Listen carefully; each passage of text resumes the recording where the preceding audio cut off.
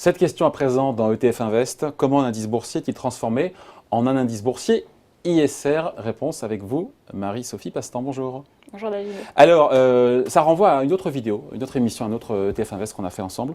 On a parlé donc d'un indice boursier européen composé de petites et de moyennes valeurs, donc small et mid cap comme on dit. Et il y a son alter ego, il a été transformé en version ISR. On va rappeler ce que c'est que l'ISR.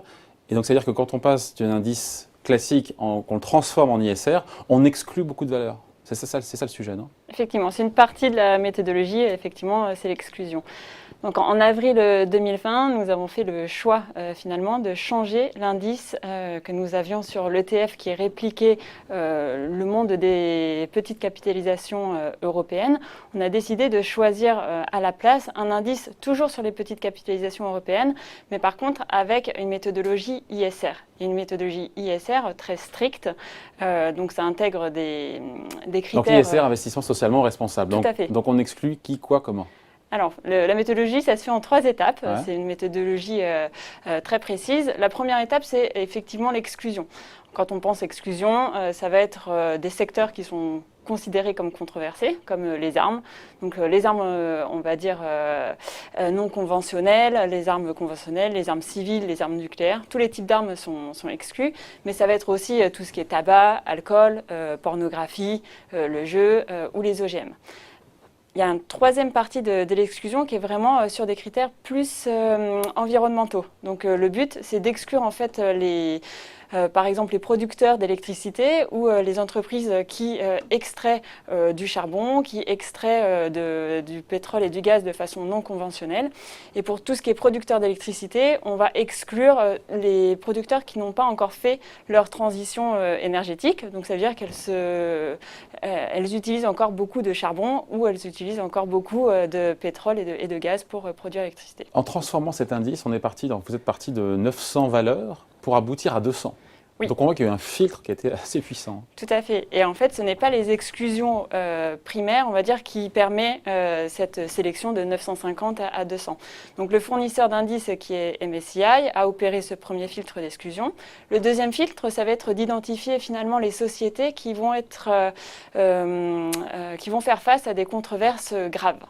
Donc une controverse, ça peut être une controverse environnementale, une controverse sociale ou de gouvernance. Grosso modo, on peut assimiler ça à la violation du pacte mondial des Nations Unies. Ouais. Le pacte mondial, c'est 10 principes qui sont finalement sous 4 catégories. Donc la première catégorie, ça va être le respect des droits de l'homme, les normes du travail, l'environnement et aussi tout ce qui est lutte anticorruption. Donc si les entreprises finalement violent un de ces 10 principes du pacte mondial, elles vont être systématiquement exclues. Donc il y a une échelle par le fournisseur d'indices qui est de 1 à 10 et qui exclut toutes les entreprises qui n'ont pas une note supérieure à 4. Donc ça, c'est le deuxième volet d'exclusion. Et ensuite, dernier. Alors après, c'est pas de l'exclusion. Oui, c'est vrai, oui, on regarde les bons élèves. Tout à fait. On regarde ceux qui ont alors je vous laisse parler, qui ont des bonnes pratiques, des objectifs ambitieux, plus voilà. En tout cas que les concurrents. Et c'est exactement ça. En fait, c'est une approche que l'on appelle best in class. Donc c'est dans chaque secteur, le fournisseur d'indices va chercher finalement à identifier les sociétés qui ont la meilleure notation en termes de politique sociale, environnementale et de gouvernance. Et ça permet d'isoler à peu près 25% de la capitalisation boursière de chaque secteur. Et c'est pour ça qu'on descend de façon drastique de 950 titres à environ 200 titres. Qui donne ce tampon ISR, encore une fois? Qui évalue ce processus de changement, cette transition, le respect, encore une fois, ces engagements pris par ces boîtes?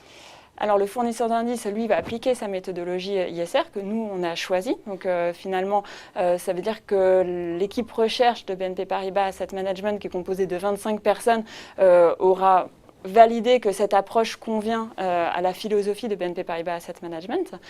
Cependant, pour avoir le tampon comme le label ISR français, ça va être un tampon qui va être donné par un auditeur qui va être accrédité par l'État. Tout ça, ça coûte plus cher ou pas? Parce qu'en fait, il y a du monde derrière pour opérer ce filtre, voilà, le tamis, réfléchir, penser, comparer, vérifier que les engagements, encore une fois, pris sont respectés. Et il y a un coût pour l'utilisateur de l'ETF, pour le coup? Alors, la bonne nouvelle, c'est que pour l'investisseur, nous avons choisi de ne pas changer nos frais quand nous avons transitionné de l'ancien indice vers l'indice sur les petites capitalisations européennes, ISR. Donc, pour l'investisseur, cela ne change rien. Effectivement, par contre, il faut prendre en compte toute la recherche qu'il y a derrière.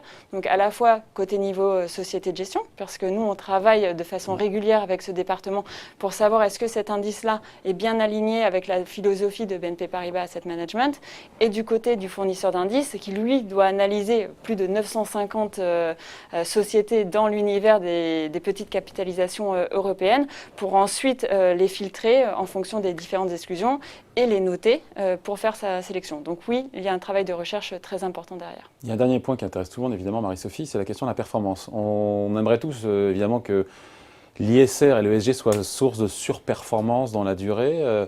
On a le recul suffisant aujourd'hui pour dire, ben voilà, c'est peut-être un peu moins volatile, peut-être plus performant, ou est-ce que c'est trop tôt encore pour avoir un jugement définitif? Alors sur certaines classes d'actifs, on peut avoir un jugement parce que c'est créé depuis longtemps. Parce que c'est documenté. Oui, et c'est documenté. Par contre, c'est vrai que sur les actions de petite capitalisation, l'indice a été créé trop récemment pour avoir un recul nécessaire.